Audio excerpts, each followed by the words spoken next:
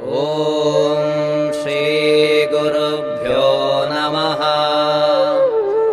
श्रीगणेशाय नमः।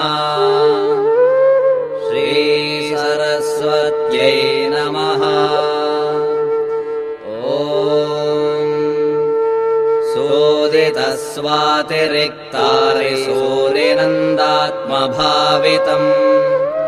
सूर्यनारायणाकारं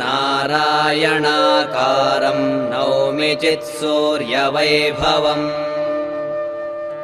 अस्य श्री आदित्यहृदयस्तोत्रमहामन्त्रस्य अगस्त्यो भगवान् ऋषिः अनुष्टुप्-छन्दः आदित्यमण्डलान्तर्वर्ती परमात्मा देवता सकलविघ्ननिवारणपूर्वक सर्वाभीष्टसिद्ध्यर्थे जपे विनियोगः। ॐ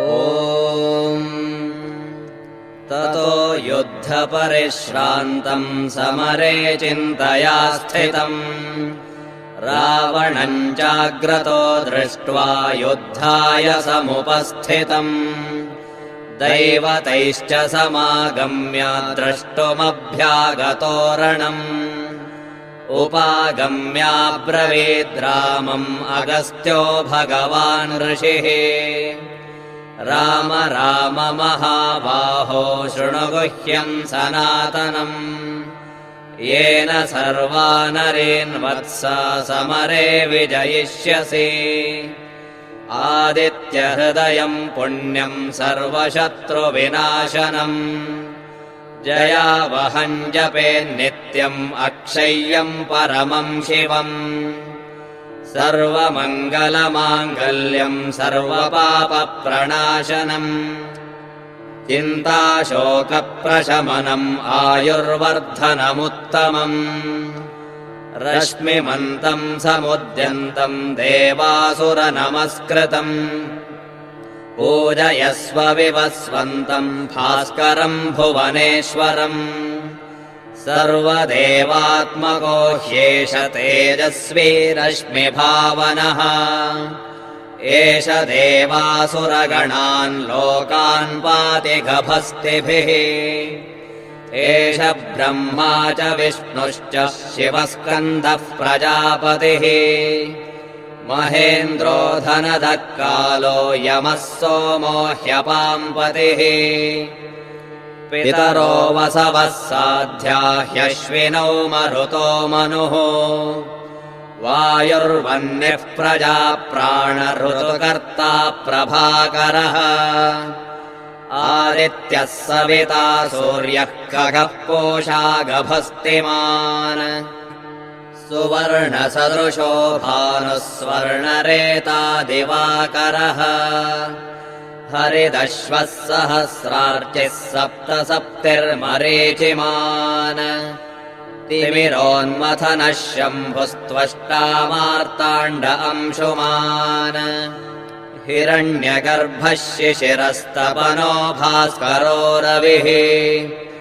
अग्निगर्भोदितेः पुत्रः शङ्खः शिशिरनाशनः व्योमनाथस्तमो भेदी ऋग्यजुः सामपारगः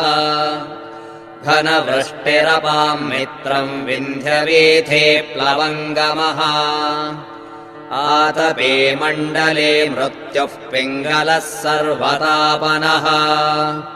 कविर्विश्वो महातेजा रक्तः सर्वभवोद्भवः नक्षत्रग्रहताराणामधिपो विश्वभावनः तेजसामपि तेजस्वी द्वादशात्मन्नमोऽस्तु ते नमः पूर्वाय गिरये पश्चिमायाद्रये नमः ज्योतिर्गणानाम् पतये दिनाधिपतये नमः जयाय जयभद्राय हर्यश्वाय नमो नमः नमो नमः सहस्रांशो आदित्याय नमो नमः नम उग्राय वीराय सारङ्गाय नमो नमः नमः पद्मप्रबोधाय मार्ताण्डाय नमो नमः ब्रह्मेशानाच्युतेशाय सूर्यायादित्यवर्चसे भास्वते सर्वभक्षाय रौद्राय वपुषे नमः तमोघ्नाय हिमघ्नाय शत्रुघ्नायामितात्मने कृतघ्नघ्नाय देवाय ज्योतिषाम् पतये नमः तप्तचामीकराभाय वह्नये विश्वकर्मणे नमस्तमोभिनिघ्नाय रवये लोकसाक्षिणे नाशयत्येष वैभूतम् तदेव सृजति प्रभुः आयत्येष तपत्येष वर्षत्येष गभस्तिभिः एष सुप्तेषु जागर्ति भूतेषु परिनिष्ठितः एष एवाग्निहोत्रम् च फलम् चैवाग्निहोत्रिणाम् वेदाश्च क्रतवश्चैव क्रतूनाम् फलमेव च यानि कृत्यानि लोकेषु सर्व एष रविप्रभुः एनमापत्सु कृच्छ्रेषु कान्तारेषु भयेषु च कीर्तयन् पुरुषः कश्चिन्नावसीदति राघव पूजयस्वैनमेकाग्रो देवदेवम् जगत्पतिम् एतत्त्रिगुणितम् जप्त्वा युद्धेषु विजयिष्यसि अस्मिन् क्षणे महाबाहो रावणम् त्वम् वधिष्यसि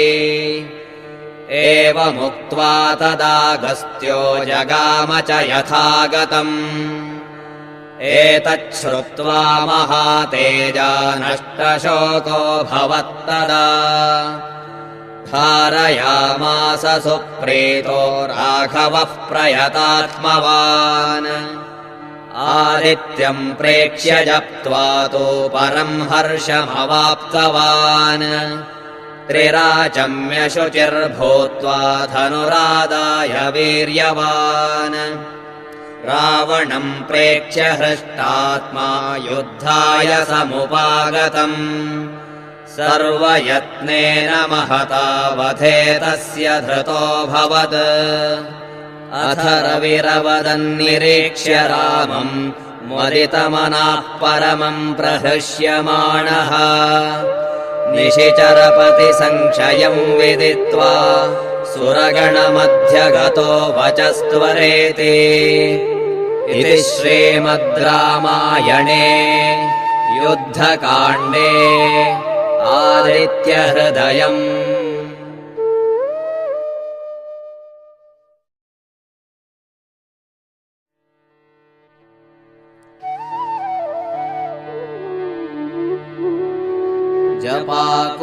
जपाकुसुमसङ्काशम्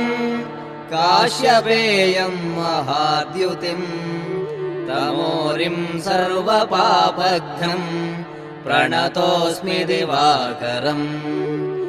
दधिशङ्कतुषाराभम् क्षीरोदार्णवसम्भवम् नमामि शशिनम् सोमम् शम्भोर्मकुटभूषणम् धरणीगर्भसम्भूतम् विद्युत्काञ्चनसन्निभम्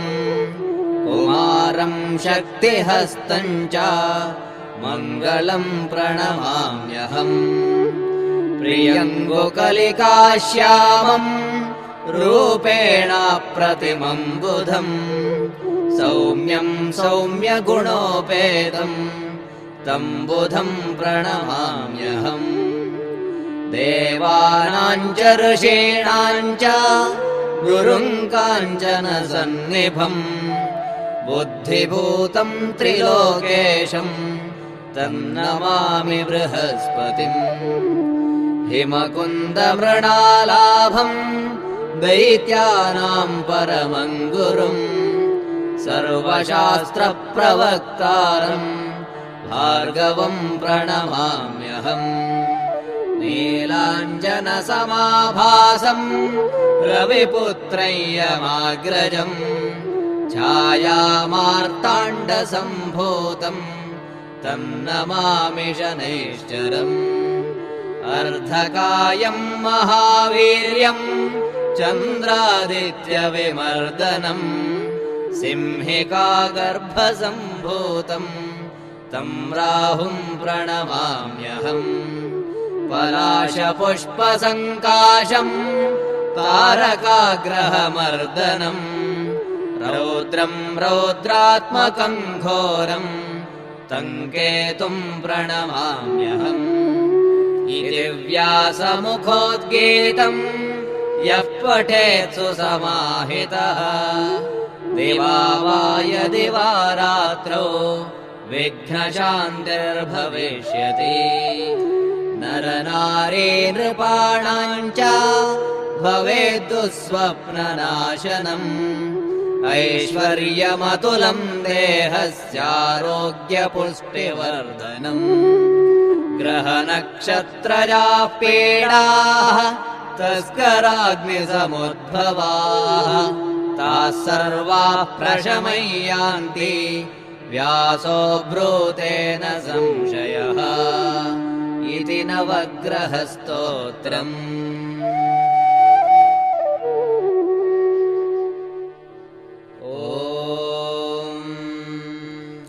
आदिदेव नमस्तुभ्यम् प्रसीद मम भास्कर दिवाकर नमस्तुभ्यम् प्रभाकर नमोऽस्तु ते। ॐ अरुणाय नमः ॐ शरण्याय नमः ॐ करुणारससिन्धवे नमः ॐ असमानबलाय नमः ॐ आर्तरक्षणाय नमः ॐ आदित्याय नमः ॐ आदिभूताय नमः ॐ अखिलागमवेदिने नमः ॐ अच्युताय नमः ॐ अखिलज्ञाय नमः ॐ अनन्ताय नमः ॐ इनाय नमः ॐ विश्वरूपाय नमः ॐ इज्जाय नमः ॐ इन्द्राय नमः ॐ भानवे नमः ॐ इन्दिरामन्दिराय नमः ॐ वन्दनीयाय नमः ॐ ईशाय नमः ॐ सुप्रसन्नाय नमः ॐ सुशीलाय नमः ॐ सुवर्चसे नमः ॐ वसुप्रदाय नमः ॐ वसवे नमः ॐ वासुदेवाय नमः ॐ उज्ज्वलाय नमः ॐ उग्ररूपाय नमः ॐ ऊर्ध्वगाय नमः ॐ विवस्वते नमः ॐ उद्यत्किरणजालाय नमः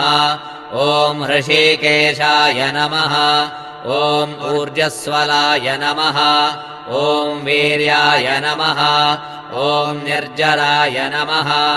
ॐ जयाय नमः ॐ ऊरुद्वयाभावरूपाय नमः ॐ युक्तसारथये नमः ॐ ऋषिवन्द्याय नमः ॐ ऋग्भर्त्रे नमः ॐ ऋक्षचक्राय नमः ॐ ऋजस्वभावचित्ताय नमः ॐ नित्यस्तुत्याय नमः ॐ ऋकारमात्रकावर्णरूपाय नमः ॐ उज्ज्वलतेजसे नमः ॐ ऋक्षाधिनाथमित्राय नमः ॐ पुष्कराक्षाय नमः ॐ लुप्तदन्ताय नमः ॐ शान्ताय नमः ॐ कान्तिदाय नमः ॐ घनाय नमः ॐ कनत्कनकभूषाय नमः ॐ खद्योताय नमः ॐ लोनिताखिलदैत्याय नमः ॐ सत्यानन्दस्वरूपिणे नमः ॐ अपवर्गप्रदाय नमः ॐ आर्तशरण्याय नमः ॐ एकाकिने नमः ॐ भगवते नमः ॐ सृष्टिस्थित्यन्तकारिणे नमः ॐ गुणात्मने नमः ॐ घृणिभृते नमः ॐ बृहते नमः ॐ ब्रह्मणे नमः ॐ ऐश्वर्यदाय नमः ॐ शर्वाय नमः ॐ हरिदश्वाय नमः ॐ शौरये नमः ॐ दशदिक्सम्प्रकाशाय नमः ॐ भक्तवश्याय नमः ॐ ओजस्कराय नमः ॐ जयिने नमः ॐ जगदानन्दहेतवे नमः ॐ जन्ममृत्युजराव्याधिवर्जिताय नमः ॐ औन्नत्यपदसञ्चारथसस्ताय नमः ॐ असुरारये नमः ॐ कमनीयकराय नमः ॐ अब्जवल्लभाय नमः ॐ अन्तर्बहिःप्रकाशाय नमः ॐ अचिन्त्याय नमः ॐ आत्मरूपिणे नमः ॐ अच्युताय नमः ॐ अमरेशाय नमः ॐ परस्मै ज्योतिषे नमः ॐ अहस्कराय नमः ॐ रवये नमः ॐ हरये नमः ॐ परमात्मने नमः ॐ तरुणाय नमः ॐ वरेण्याय नमः ॐ ग्रहाणां पतये नमः ॐ भास्कराय नमः ॐ आदिमध्यान्तरहिताय नमः ॐ सौख्यप्रदाय नमः ॐ सकलजगतां पतये नमः ॐ सूर्याय नमः ॐ कवये नमः ॐ नारायणाय नमः ॐ परेशाय नमः ॐ तेजोरूपाय नमः ॐ श्रीं हिरण्यगर्भाय नमः ॐ ह्रीं सम्पत्कराय नमः ॐ ऐं इष्टार्थदाय नमः ॐ आशुप्रसन्नाय नमः ॐ श्रीमते नमः ॐ श्रेयसे नमः ॐ भक्तकोटिसौख्यप्रदायिने नमः ॐ निखिलागमवेद्याय नमः ॐ नित्यानन्दाय नमः ॐ श्रीसूर्यनारायणस्वामिने नमः इति श्रीसूर्याष्टोत्तरशतनामावलिः। नमः सवित्रे जगतेकचक्षुषे जगत्प्रसूतिस्थितिनाशहेतवे त्रयीमयाय त्रिगुणात्मधारिणे विरिञ्चि नारायण शङ्करात्मने हरिः ॐ।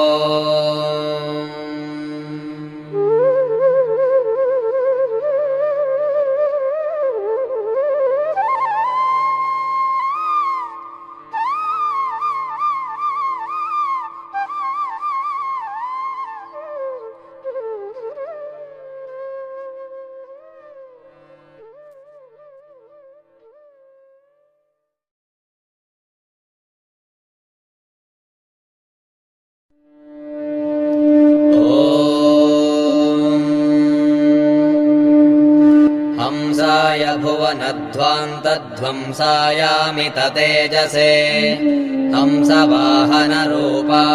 भास्कराय नमो नमः वेदाङ्गाय पतङ्गाय विहङ्गारूढमूर्तये हरिद्वर्णतुरङ्गाय भास्कराय नमो नमः भुवनत्रयदीप्ताय भुक्तिमुक्तिप्रदाय च भक्तदारिद्र्यनाशाय भास्कराय नमो नमः लोकालोकप्रकाशाय सर्वलोकैकचक्षुषे लोकोत्तरचरित्राय भास्कराय नमो नमः सप्तलोकप्रकाशाय सप्तसप्तिरथाय च सप्तद्वीपप्रकाशाय भास्कराय नमो नमः मार्ताण्डाय द्युमणये भानवे चित्रभानवे प्रभाकराय मित्राय भास्कराय नमो नमः नमस्ते कमलानाथ नमस्ते कमलप्रिया नमः कमलहस्ताय भास्कराय नमो नमः नमस्ते ब्रह्मरूपाय नमस्ते विष्णुरूपिणे नमस्ते रुद्ररूपाय भास्कराय नमो नमः सत्यज्ञानस्वरूपाय सहस्रकिरणाय च गीर्वाणभीतिनाशाय भास्कराय नमो नमः सर्वदुःखोपशान्ताय सर्वपापहराय च सर्वव्याधिविनाशाय भास्कराय नमो नमः सहस्रपत्रनेत्राय सहस्राक्षस्तुताय च सहस्रनामधेयाय भास्कराय नमो नमः नित्याय निरवध्याय निर्मलज्ञानमूर्तये निगमार्थप्रकाशाय भास्कराय नमो नमः आदिमध्यान्तशून्याय वेदवेदान्तवेदिने नादबिन्दुस्वरूपाय भास्कराय नमो नमः निर्मलज्ञानरूपाय रम्यतेजस्वरूपिणे ब्रह्मतेजस्वरूपाय भास्कराय नमो नमः सत्यज्ञानाय सत्याय निर्मलज्ञानमूर्तये निगमार्थप्रकाशाय भास्कराय नमो नमः कुष्ठव्याधिविनाशाय दुष्टव्याधिहराय च इष्टार्थदायिने तस्मै भास्कराय नमो नमः भवरोगैकवैद्याय सर्वरोगापहारिणे एकनेत्रस्वरूपाय भास्कराय नमो नमः दारिद्र्यदोषनाशाय घोरपापहराय च दुष्टशिक्षणधुर्याय भास्कराय नमो नमः होमानुष्ठानरूपेण कालमृत्युहराय च दुष्टशिक्षणधुर्याय भास्कराय नमो नमः सर्वसम्पत्प्रदात्रे च सर्वदुःखविनाशिने सर्वोपद्रविनाशाय भास्कराय नमो नमः नमो धर्मनिदानाय नमः सुकृतसाक्षिणे नमः प्रत्यक्षरूपाय भास्कराय नमो नमः सर्वलोकैकपूर्णाय कालकर्मापहारिणे नमः पुण्यस्वरूपाय भास्कराय नमो नमः द्वन्द्वव्याधिविनाशाय सर्वदुःखविनाशिने नमस्तापत्रयज्ञाय भास्कराय नमो नमः कालरूपाय कल्याणमूर्तये कारणाय च विद्यायै भयसंहर्त्रे भास्कराय नमो नमः इति पौराणिकसूर्यस्तोत्रम्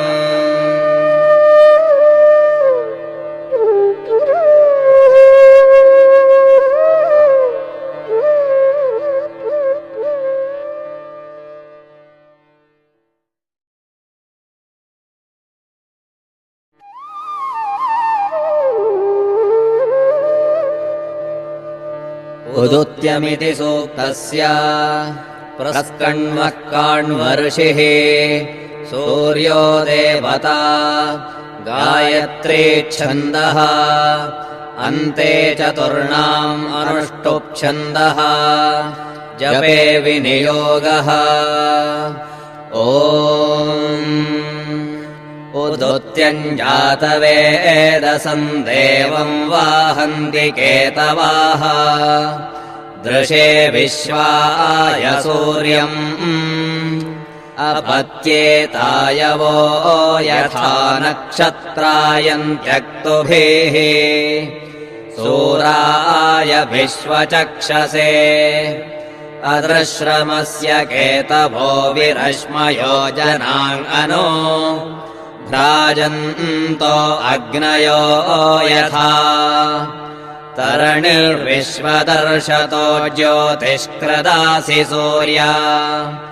विश्वमाभासि रोचनम् प्रत्यङ् देवानाम् विशः प्रत्यङ्मुदेशि मानुषान् प्रत्यङ् विश्वम् स्वर्दृशे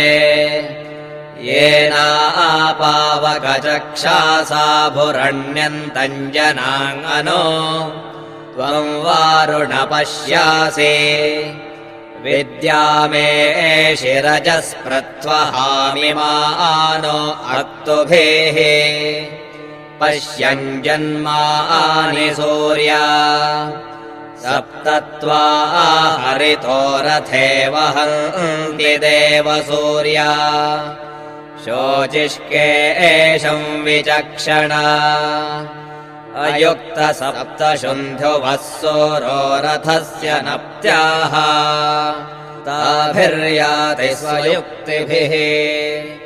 उद्वयम् तमासस्परिज्योतिष्पश्यन्त उत्तारम् देवम् देवत्रा सूर्यमगन्मज्योतिरुत्तमम् उद्यन्नद्यमित्रमहारोहन्नुत्तारान् दिवम्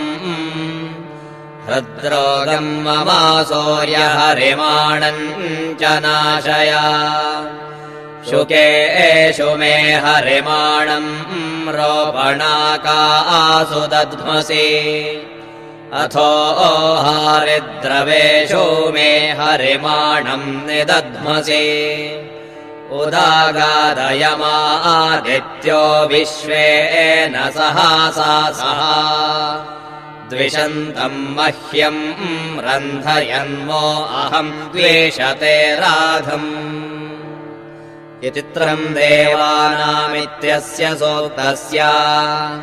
कुत्स आङ्गीरस ऋषिः सूर्यो देवता त्रिष्टुप्छन्दः जपे विनियोगः ॐ चित्रम् देवानामुदागादने एकम् चक्षुर्मित्रस्य वरुणस्याग्नेः आप्राद्या वा आपृथिवी अन्तरिक्षम् सूर्या आत्मा जगातस्तस्थुषश्च सूर्यो देवी मुषसंरोचामानाम् मर्यो न योषामभ्येति पश्चात् यत्र नरो देवयन्तो युगानि वितन्वते प्रतिभद्राय भद्रम् भद्रा अश्वा हरितः सूर्यस्य चित्रायेतग्वा अनुमाद्यासः नमस्यन्तो दिव आपृष्टमस्तुः परिद्यावा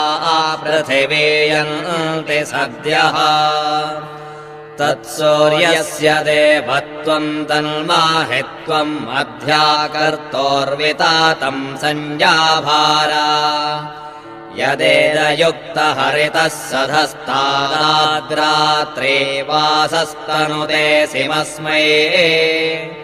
तन्मित्रस्य वरुणस्याभिचक्षे सूर्यो रूपम् कृणुते द्योरुपस्थे अनन्तमन्यदृषादस्य पाजः कृष्णमन्यद्धरितः सम्भारन्ते अद्यादेवावुदिता सूर्यस्य निरंहासः पिप्रता निरावद्यात् तन्नो मित्रो वरुणो मामहन्तामदितिः सिन्धुः पृथिवी उदद्योः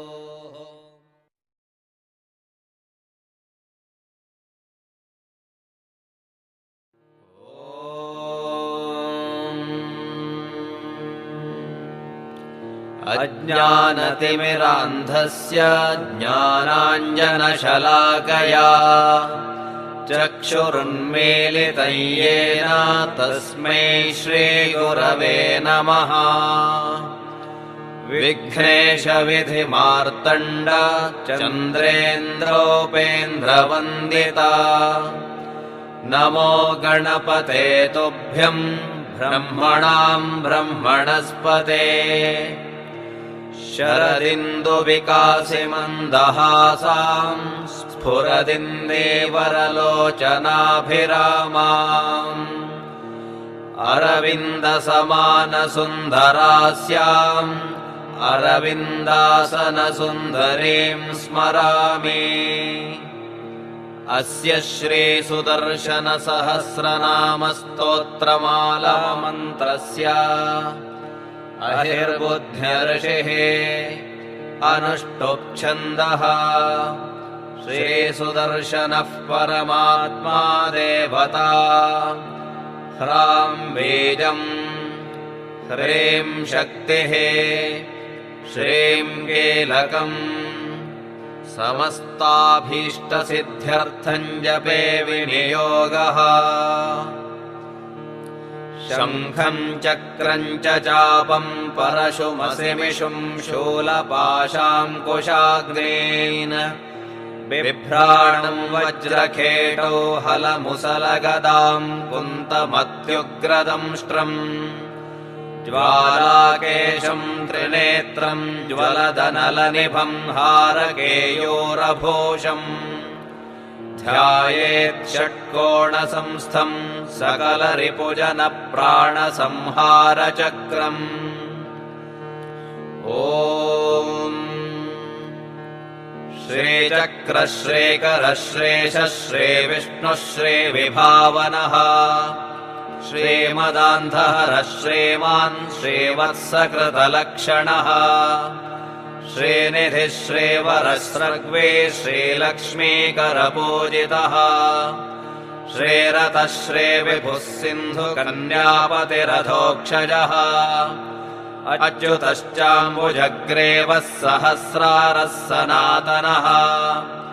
समर्चितो वेदमूर्तिः समतेतः सुराग्रजः षट्कोणमध्यगोवेरः सर्वगोष्ठभुजः प्रभुः चण्डवेगो भीमरवः शिपिविष्टार्चितो हरिः शाश्वतः सकलः श्यामः श्यामलश्च कटार्दनः दैत्यारिः शारदस्कन्दः शकटाक्षनिरीक्षकः शरभारिर्भक्तवश्यः शशाङ्को वामनोऽव्ययः वरोथिवारिजः कञ्जलोचनो वसुधाधिपः वरेण्यो बाहुनानन्तश्चक्रपाणिर्गदाग्रजः गभीरो गोलकाधीशो गदापाणिः सुलोचनः सहस्राक्षश्चतुर्बाहुः शङ्खचक्रगदाधरः भीषणो भीतिदो भद्रो भीमो भीष्टफलप्रदः भीमार्जितो भीमसेनो भानुवंशप्रकाशकः प्रह्लादवरदः फाललोचनो लोकपूजितः उत्तरामानदो माने मानवाभीष्टसिद्धिदः भक्तपालः पापहारे फलदो दहनध्वजः अरेशः कनको धाता कामपालः पुरातनः अक्रूरः क्रूररूपे च क्रूरहारे कुशेशयः मन्दरो मानिनेकान्तो मधुहा माधवप्रियः सुप्रतप्तः स्वर्णरूपे बाणासुरभुजान्तकृत् धराधरो दानवारिर्धनुजेन्द्रादिपूजितः भाग्यप्रदो महासत्त्वो विश्वात्मा विगतज्वरः सुराचार्यार्चितो वश्यो वासुदेवो वसुप्रदः वसुन्धरो वायुवाहो वराहो वरुणालयः प्रणतार्तिहरः श्रेष्ठः शरण्यः पापनाशनः पावको वारणाधीशो वैकुण्ठो वीतकल्मषः वज्रदंष्ट्रो वज्रनखो वायुरूपे निराश्रयः निरेहो निःस्पृहो नित्यो नीतिज्ञो नीतिभावनः निरूपो नारदनुतो नकुलाचलवासकृत् नित्यानन्दो बृहद्भानु बृहदेशः पुरातनः निधीनामधिपोऽनन्तो नरकार्णवतारकः अगाधो विरलो मर्त्यो ज्वालाकेशः खगार्चितः तरुणस्तरुकृद्रक्तः परमस्तिक्तसम्भवः चित्यः सत्त्वनिधिः शास्त्रः चिदानन्दः शिवप्रियः शिंशुमारश्यतमुखः शातकुम्भनिभः प्रियः भोक्तारुणेशो बलवान् बालग्रहनिवारकः सर्वारिष्टप्रशमनो महाभयनिवारकः बन्धुः सुबन्धुः सुप्रीतः सन्तुष्टः सुरसन्नुतः बीजकेश्यो भगो भानुरमितार्चिरपाम्पतिः सुयज्ञो ज्योतिषश्यान्तो विरूपाक्षः सुरेश्वरः वह्निप्राकारसंवेतो रत्नगर्भः प्रभाकरः सुशीलः सुभगः स्वक्षः सुमुखः सुखदः सुखे महासुरशिरश्चेत्ता पाकशासनवन्दितः शतमूर्तिः सहस्रारो हिरण्यज्योतिरव्ययः मञ्जुलो मञ्जुलाकारश्चन्द्रसूर्याग्निलोचनः प्रभञ्जनस्तीक्ष्णधारः प्रशान्तः शारदप्रियः भक्ष्यप्रियो बलिहरो लावण्यो लक्षणप्रियः विमलो दुर्लभः सौम्यः सुलभो भीमविक्रमः जितमन्यर्जितारातिर्महाक्षो भृगुपूजितः तत्त्वरूपस्तत्त्ववेदे सर्वतत्त्वप्रतिष्ठितः भावज्ञो बन्धुजनको दीनबन्धुः पुराणवित् शस्त्रेशो निर्मदो नेता नरो नानासुरप्रियः नाभिचन्द्रो न तामित्रो न देशकरपूजितः दमनः कालिकः कर्मी कान्तः कालार्दनः कविः कमनीयाकृतिः कालः कमलासनसेवितः कृपालुः कपिलः कामी कामितार्थप्रदायकः धर्मसेतुर्धर्मपालो धर्मे धर्ममयः परः धातानन्दमयो दिव्यो ब्रह्मरूपे प्रकाशकृत् सर्वयज्ञमयो यज्ञो यज्ञभुग्यज्ञभावनः ज्वालाजिह्वः शिखामौलिः सुरकार्यप्रवर्तकः कालाधारः सुरारिघ्नः कोपः कालरूपभृत् वह्निध्वजो वह्निसखो मञ्जुलद्रुममूलगः दक्षः दानकारे च नरो नारायणप्रियः दैत्यदण्डधरो दान्तः शुभाङ्गः शुभदायकः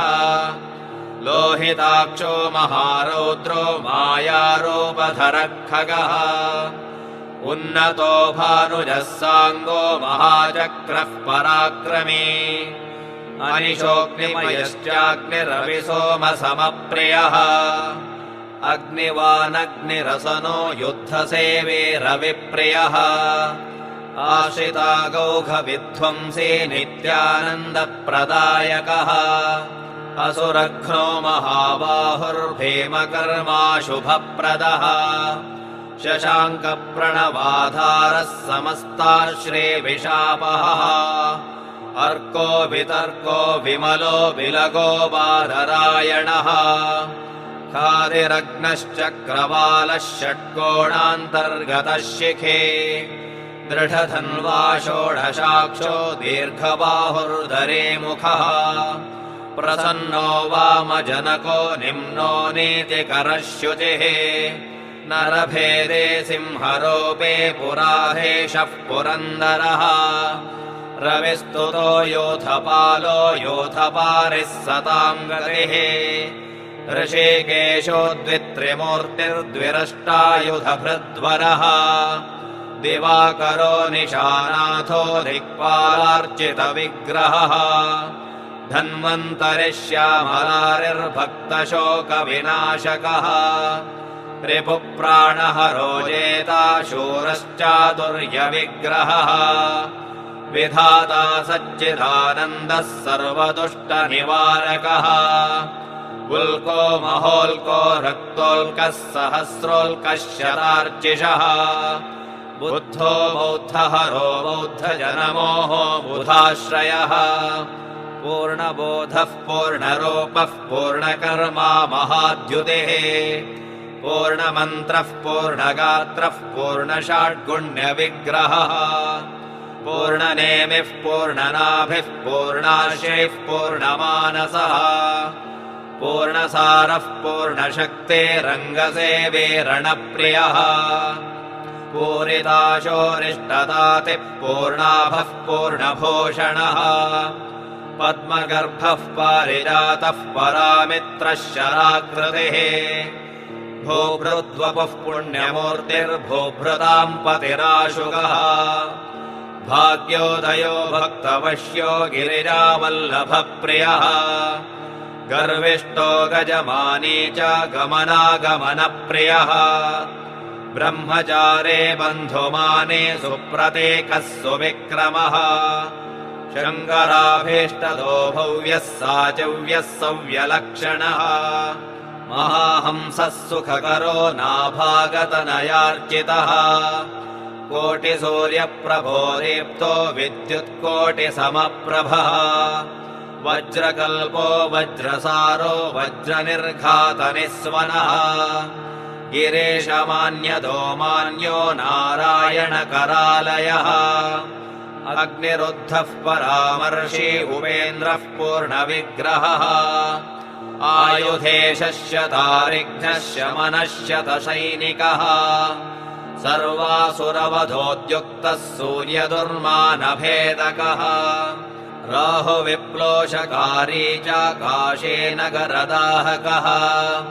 वेयोषांशुः परञ्ज्योतिः सम्पूर्णक्रतुभुप्रियः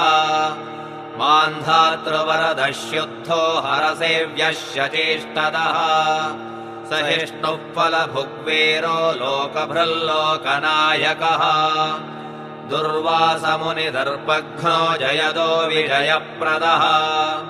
सुराधेशः सुरारातिर्गोविन्दकरभूषणः रथरूपे रथादेशः कालचक्रः कृपानिधिः चक्ररूपधरो विष्णुस्थूलः सूक्ष्मः शिखिप्रभः शरणागतसन्त्राता वेतालारिर्महाबलः ज्ञानदो वाक्पतिर्मौनी महावेगो महामणिः विद्युत्केशो विहारेशः पद्मयो निश्चतुर्भुजः कामात्मा कामदः कामी कालनेमिशिरोहरः शुभः शुचिः सुनासेरः शुक्रामित्रः शुभाननः वृषकायो वृषारातिर्वृषभेन्द्रसुपूजितः विश्वन्धरो वीतिहोत्रो वीर्यो विश्वजनप्रियः विश्वकृद्विश्वहा विश्वो हर्ता साहसकर्मकृत् बाणबाहुहरो ज्योतिः परात्मा शोकनाशनः विमलाधिपतिः पुण्यो ज्ञाता ज्ञेयः प्रकाशकः म्लेच्छप्रहारे दुष्टघ्नः सूर्यमण्डलमध्यगः दिगम्बरो वृषाधीशो विविधायुधरूपकः सत्यवान् सत्यवागीशः सत्यधर्मपरायणः रुद्रप्रीतिकरो रुद्रवरदो ऋग्विभेदकः नारायणो नक्रभेदी गजेन्द्रपरिमोक्षकः धर्मप्रियः षडाधारो वेदात्मगुणसागरः गदामित्रः पृथुभुजा रसातलविभेदकः तमो वैरे महातेजा महाराजो महातपाः समस्तारिहरः शान्तः क्रूरो व्योमेश्वरेश्वरः स्थविरस्वर्णवर्णाभः शत्रुसैन्यविनाशकृत् प्राज्ञो विश्वतनुत्राता श्रुतिस्मृतिमयाकृतिः व्यक्ताव्यक्तस्वरूपोऽंशः कालचक्रः कृपानिधिः महाद्युतिरमेयात्मा वज्रनेमिः प्रभानिधिः महास्फुलिङ्गधारार्तिर्महायुद्धकृतच्युतः कृतज्ञः सह नो वाग्मी ज्वालामाला विभूषणः चतुर्मुखसुतश्रेमान् राजिष्णुर्भक्तवत्सलः चातुर्यगमनश्चक्रे चतुर्वर्गप्रदायकः विचित्रमाल्याभरणस्तीक्ष्णधारः सुरार्चितः युगकृद्युगपालश्च युगसङ्घो युगान्तकः सुतीक्ष्णारगणो गम्यो बलिध्वंसस्त्रिलोकपः त्रिनेत्रस्त्रिजगद्वन्द्यस्त्रिणीकृतमहासुरः त्रिकालज्ञस्त्रिलोकज्ञस्त्रिनाभिस्त्रिजगत्प्रभुः सर्वयन्त्रमयो मन्त्रः सर्वशत्रुनिबर्हणः सर्वगः सर्ववित् सौम्यः सर्वलोकहितङ्करः आदिमूलः सद्गुणाढ्यो वरेण्यस्त्रिगुणात्मकः ध्यानगम्यः कल्मषघ्नः कलिगर्वप्रभेदकः कमनीयतनुत्राणः कुण्डले मण्डिताननः सुकुण्ठे कृतचण्डेशः सुसन्त्रस्तषडाननः विषादे कृतविघ्नेशो विगतानन्दनन्दितः मथितप्रमथव्योः प्रणतप्रमथाधिपः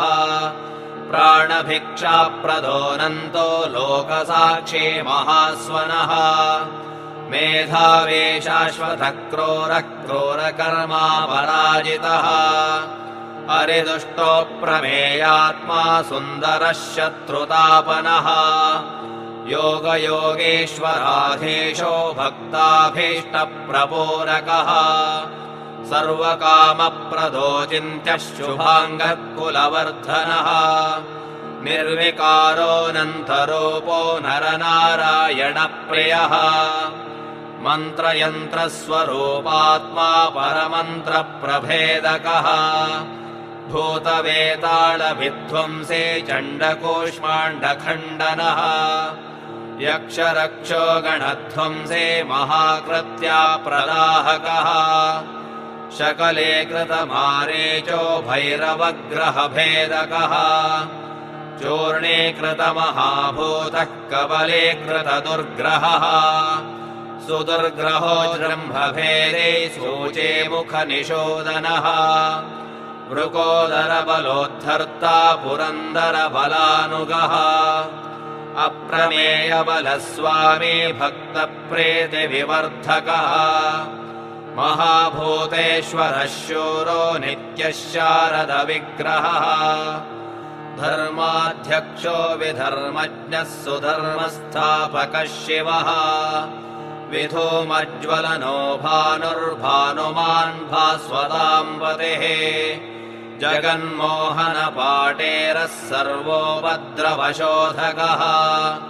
कुलिशाभरणोज्ज्वालावृतः सौभाग्यवर्धनः ग्रहप्रध्वंसकः स्वात्मरक्षको धारणात्मकः सन्तापनो वज्रसारः सुमेधामृतसागरः सन्तानपञ्जरो बाणताटङ्को वज्रकीलकः मेखलाग्निशिखो वज्रपञ्जरः ससुराङ्कुशः सर्वरोगप्रशमनो गान्धर्वविशिखाकृतिः प्रमोहमण्डलो भूतग्रहशृङ्खलकर्मकृत् कलावृतो महाशङ्कुधारणः शल्यचन्द्रिकः चेतनोत्तारकः शल्यक्षुद्रोन्मूलनतत्परः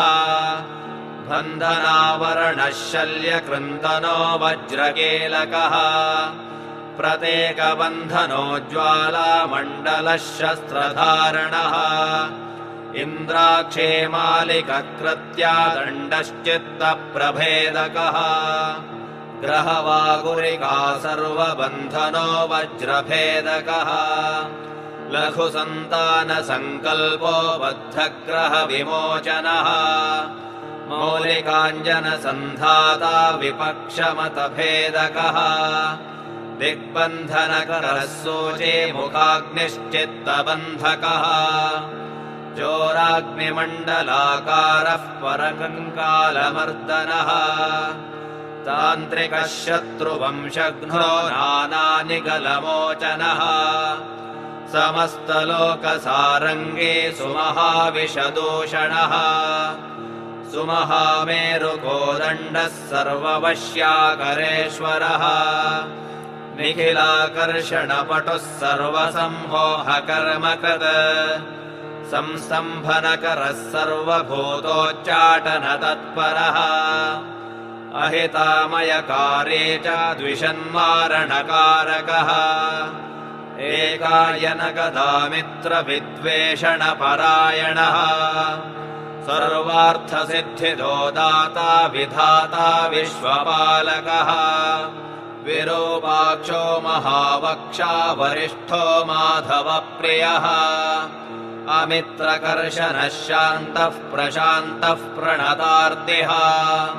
रमणीयो रणोत्साहो रक्ताक्षो रणपण्डितः रणान्तकृद्रथाधारो रथाङ्गो रविपूजितः सेरः विविधाकारो वरुणाराधितो वशी सर्वशत्रुवधाकाङ्क्षी शक्तिमान् भक्तमानदः सर्वलोकधरः पुण्यः पुरुषः पुरुषोत्तमः पुराणः पुण्डरीकाक्षः परमर्म प्रभेदकः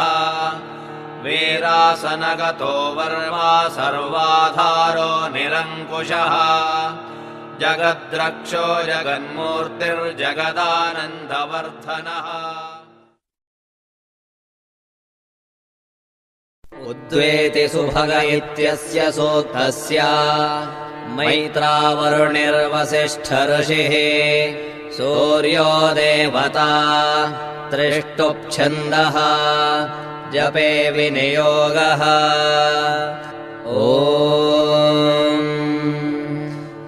उद्वेति सुभगो विश्वचक्षाः साधारणः सूर्यो मानुषाणाम् चक्षुर्मित्रस्य वरुणस्य देवश्चर्मे वयः समविव्यक्तमांसे उद्वेति प्रसवेता जनानाम् महान् केतुर्नवः सूर्यस्य समानम् चक्रम् पर्याविवृत्सन्नयदेतशो वहाति धूर्षु युक्तः विभ्राजामान उषसामुपस्थाद्रेभैरुदेत्यनुमद्यमानः एष मे देवः साविता चच्छन्द यः समानम् न प्रामिनाति धामा दिवो रुक्म ऊरुचक्षा उदेति दूरे अर्थस्तरणिर्भ्राजामानः नूनञ्जनाः सूर्येण प्रसूता अयन्नर्थानि कृणवन्नपांसे उदुत्यदित्यस्य सूक्तस्य मैत्रावरुणिर्वसिष्ठऋषिः सूर्यो देवता प्रगाथश्छन्दः अन्त्यापुरवुष्णिक् जपे विनियोगः उदुत्यद्दर्शतम् वपुर्दिवयेति प्रतिह्वरे यदेमाशुर्वहाति देव एताशो विश्वस्मै चक्षासे अरम् शीर्ष्णः शीर्ष्णो जगातस्तस्थुषस्पतिम्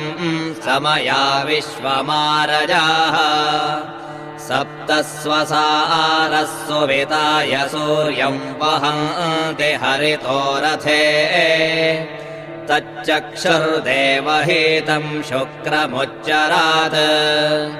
पश्येम शरदः शतम् जीवेम शरदः शतम् ॐ शान्तिः शान्तिः शान्तिः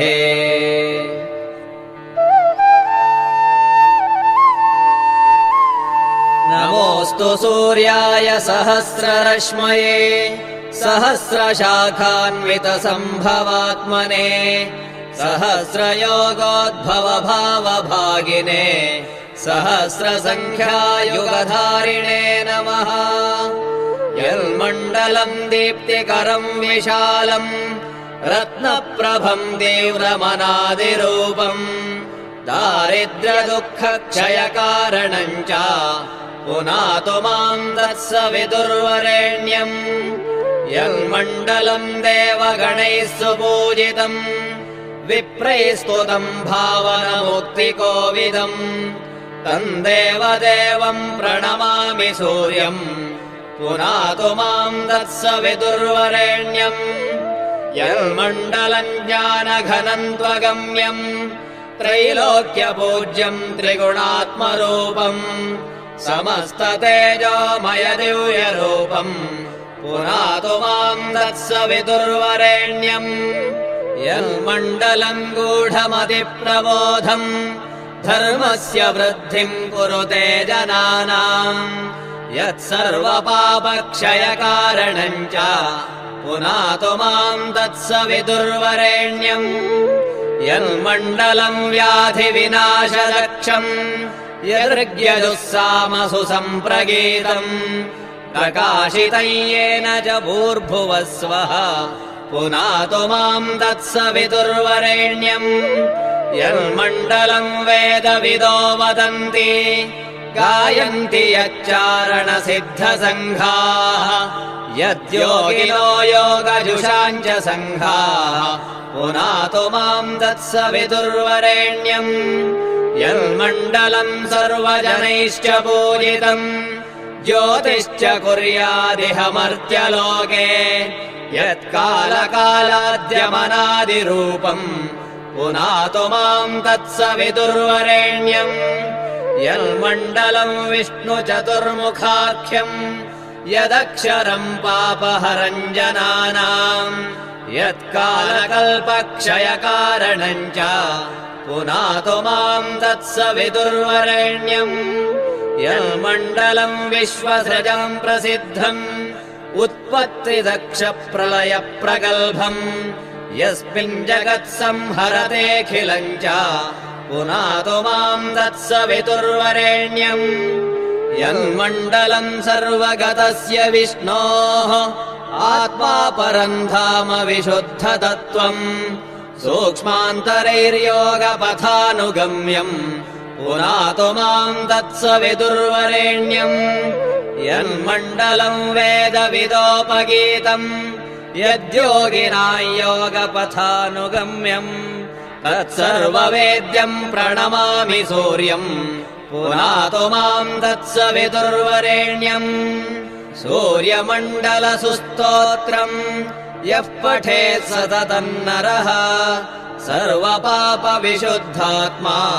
सूर्यलोके महीयते इति श्रीभविष्योत्तरपुराणे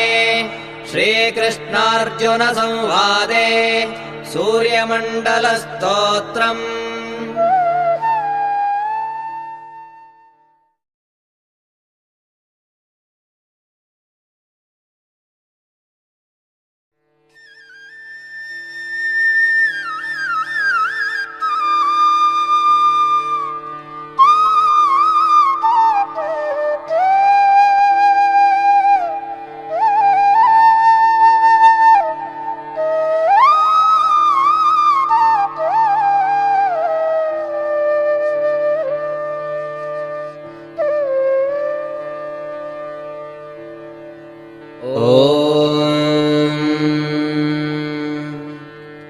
भद्रम् कर्णेभिः शृणुयाम देवाः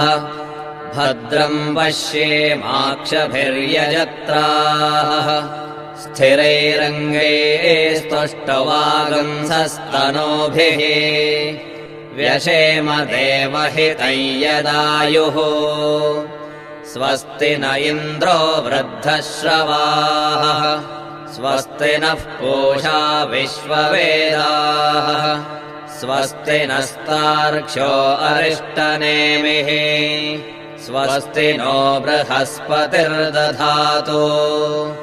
ॐ शान्तिः शान्तिः शान्तिः ॐ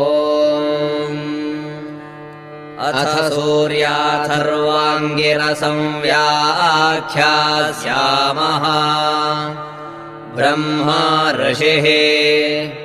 गायत्री छन्दः आदित्यो देवता हंसः सोऽहमग्निनारायणयुक्तम् वेदम् हृल्लेखा शक्तिः वियदादिसर्गसंयुक्तम् कीलकम् चतुर्विधपुरुषार्थसिद्ध्यर्थे जपे विनियोगः षट्स्वरारूढेन बीजेन षडङ्गम् रक्ताम्बुजसंस्थितम् सप्ताश्वरथिनम् हिरण्यवर्णम् चतुर्भुजम् पद्मद्वयाभयवरदहस्तम् कालचक्रप्रणेतारम् श्रीसूर्यनारायणम् य एवम् वेद स वै ब्राह्मणः ॐ भूर्भुवः सुवः तत्सवितुर्वरेण्यम् भर्गो देवस्य धीमहि धियो यो नः प्रचोदयात् सूर्य आत्मा जगतस्तस्थुषश्च सूर्याद्वै खल्विमानि भूतानि जायन्ते सूर्याद्यज्ञः पर्जन्योऽन्नमात्मा नमस्ते आदित्या त्वमेव प्रत्यक्षम् कर्म कर्तासि त्वमेव प्रत्यक्षम् ब्रह्मासि त्वमेव प्रत्यक्षम् विष्णुरसि त्वमेव प्रत्यक्षम् रुद्रोऽसि त्वमेव प्रत्यक्षमृगसि त्वमेव प्रत्यक्षम् यजुरसि